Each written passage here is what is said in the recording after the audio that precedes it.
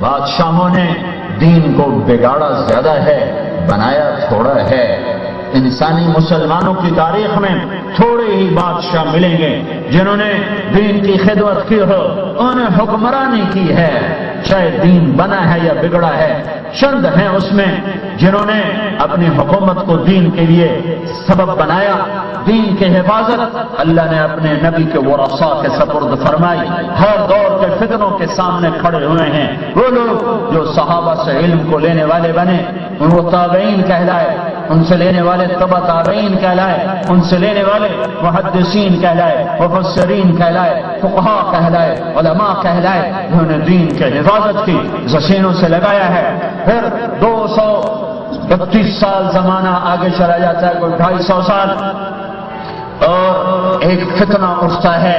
مامون رشید کے زمانے میں قریب تھا کہ ساری امت کو لپیٹ میں لے لیتا اور اسلام کی فروزہ شمع وہ بجھنا شروع ہو جاتی، لیکن ان اللہ ناصر دین ہے، ایک فتنہ اٹھا۔ کوئی علمی سی چیز ہے، لیکن میں اتنا بتا دوں کہ اس فتنے کے اٹھنے کا مطلب تھا اگر اس پر امت آ جاتی تو قرآن مٹ جاتا، قرآن میں تحریف ہوتی اور دین کا نشان مٹتا اور انسانیت اندھیروں میں ڈوب جاتی۔ ایک آدمی پھر کھڑا ہوتا ہے، اس کا نام ہے احمد بن حنبل۔ یہ بادشاہ نہیں ہے، یہ خلیفۃ المسلمین نہیں ہے، یہ سالار لشکر نہیں ہے، یہ کوئی نواب نہیں ہے، یہ فقیر ہے۔ ایک دن اس کے گھر میں پکتا ہے اور ایک دن اس کے گھر میں فاقہ ہے، اور ادھر عباسی قاہر سلطنت ہے اور مامون جیسا جاگر حکمران وہ تخت پر ہے، وہ سب کو مجبور کر رہا ہے کہ کہو قرآن مخلوق ہے، کہو قرآن مخلوق ہے۔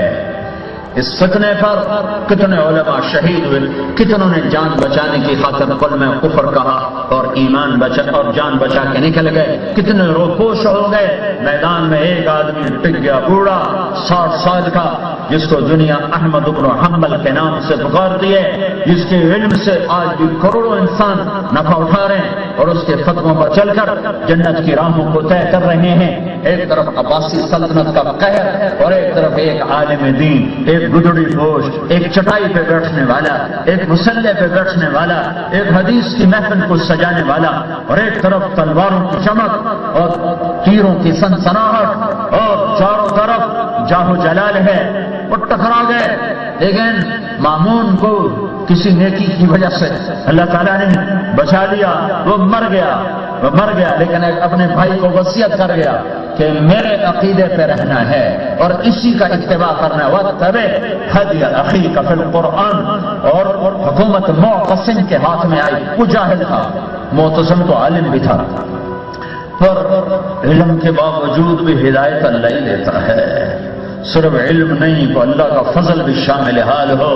لیکن مامون کو پٹڑی سے اتارنے والا یہ فلسفہ اور منطق تھا، منطق اور فلسفہ سے وہ پٹڑی سے اترا اور اتنا دور چلا گیا کہ مرتے دم تک اس کو واپسی نصیب نہ ہوئی۔ عجب علم تھا مامون کا، پر منطق اور فلسفہ کی سیاہی نے اس کو گم کر دیا۔ اور معتصم تو جاہل تھا، ان کا بعد جو مامون کیا کروں گا۔ دربار سجایا گیا، امام کو لایا گیا، تو جو سامنے مناظر تھا اس کا نام بھی احمد تھا، احمد بن ابی داؤد، یہ ہے احمد بن حنبل۔ تو وہ کہتا ہے کان اللہ ولا قرآن، تو احمد بن حنبل نے کہا کان اللہ ولا علم، تو احمد بن ابی داؤد پر سناٹا۔ الفاظ دہرا رہا ہوں، ان کی وضاحت شاید آپ میں نہ سمجھا سکوں، صرف الفاظ بتا رہا ہوں۔ کان اللہ ولا علم، سناٹا۔ تو احمد بن ابی داؤد نے لاجواب ہو کر کہا یہ واجب القتل ہو چکا ہے، یہ امیر المومنین کے عقیدے کو نہیں مانتا۔ تو امام صاحب نے کہا معتصم، اللہ کی کتاب اور اپنے ابن عم کی حدیث سے کوئی ایک جملہ مجھے بتا دے، میں تیرے عقیدے کو مان جاؤں گا۔ وہ دیتے تھے عقلی دلائل، کہا لے جاؤ، ٹھیک۔ دوسرا دن لایا جائے، پھر مناظرہ، پھر وہ لاجواب، تیسرے دن مناظرہ لاجواب، چوتھا دن آ گیا اور امام احمد بن حنبل زنجیروں میں جکڑے ہوئے معتصم کے دربار کی طرف چل رہے ہیں۔ تو ان کی جی میں خیال کہ میں بوڑھا آدمی ہوں 60 سال کا، میں کہاں ان کے کوڑے برداشت کروں، میں بھی جا کے کہہ دیتا ہوں جو تم کہتے ہو ٹھیک ہے، پیچھے میں توبہ کروں گا۔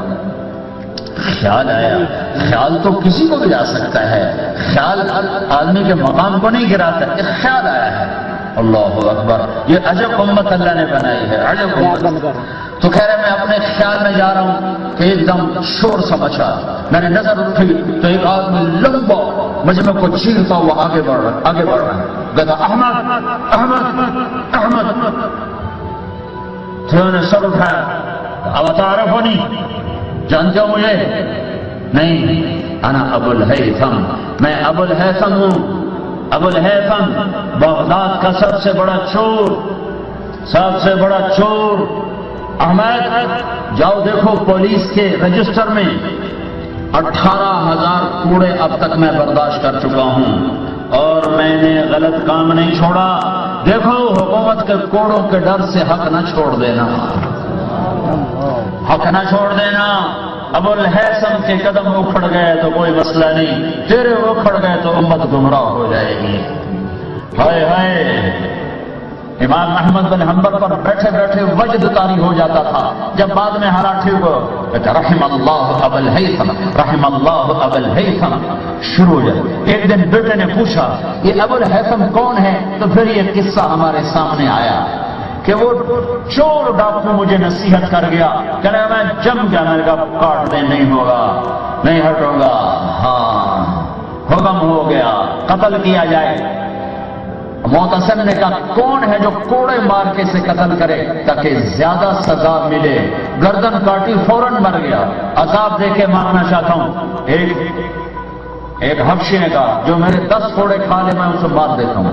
گتوا وہ حبشی جس نے دعویٰ کیا تھا 10 کوڑے ماروں تو میں بندہ مار دیتا ہوں، اس نے 60 کوڑے مارے اور بوٹیاں اڑنے لگ گئیں اور غشی طاری ہو گئی۔ تو احمد بن ابی داؤد نیچے اترا کرسی سے اور امام صاحب کے کان میں آ کر کہنے لگا کہہ دے قرآن مخلوق ہے، میں تمہیں خلیفہ کے عذاب سے بچا لوں گا۔ تو نے ایک دم جھرجھری اور فرمایا کہہ دے کہ یہ اللہ کا کلام ہے، مخلوق نہیں ہے، میں قیامت کے دن تجھے اللہ کے عذاب سے بچا دوں گا۔ ہاں پھر کوڑے، تہمت کھل گیا۔ تو کہ اے اللہ میرے سطر کو بچا، مجھے ننگا ہونے سے بچا۔ جو ہونٹ ہلے تو منہ فلسے میں سمجھا میرے لیے بد دعا کر رہے ہیں، کہا میرے لیے بد دعا نہ کرنا، کہا تم تو آل رسول ہو، میں تیرے لیے بد دعا کر سکتا ہوں۔ تو جب چادر کھلی کہا اللہ مجھے ننگا ہونے سے بچا، تو چادر وہیں ہوا میں معلق ہو گئی، نیچے نہیں گری، ایسے معلق ہو گئی۔ میرے بھائیو اس امت کی آبیاری ہوئی ہے، اس کا دین زندہ سلامت ہے، ایک تاریخ ہے۔ اللہ نے میرے نبی کو صحابہ دیے، ان کو شاگرد دیے، یہ ایک علم کا سلسلہ ہے جو چلا آ رہا ہے اور آج تک یہ دین زندہ ہے۔ ان چٹائی پر بیٹھنے والوں کی تو خیر اور ان روکھی سوکھی کھانے والوں کی تو خیر۔